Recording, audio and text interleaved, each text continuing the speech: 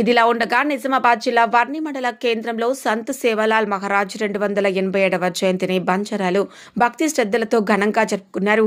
మొదటగా జెండా ఎగురవేసిన అనంతరం మండలంలోని ప్రధాన గల్లీలో బంజారా డీజే పాటలతో పెద్ద ఎత్తున బైక్ ర్యాలీ నిర్వహించారు. సందర్భంగా బంజారా నాయకులు మాట్లాడుతూ సేవాలాల్ జయంతి రోజున సంపూర్ణ సెలవు దినం ప్రకటించాలని ఆయన అన్నారు.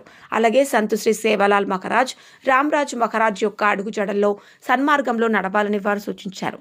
కార్యక్రమానికి నిజామాబాద్ జిల్లా యువజన AIBSS working president Mannoth Naresh Nayak, division Bodhan అధ్యక్షులు కాట్రాత్ రవినాయక్, వర్ని మండల యువజన అధ్యక్షులు పాల్త్యా శ్రీనివాస్, ప్రధాన కార్యదర్శి సరచంద్, ఉపాధ్యక్షులు కేతావత్ రమేష్, కైలాస్ మరియు నాయకులు పాల్గొనడం జరిగింది. దృశ్యం న్యూస్ ప్రతినిధి ఎస్ చందర్, వర్ని మండలం.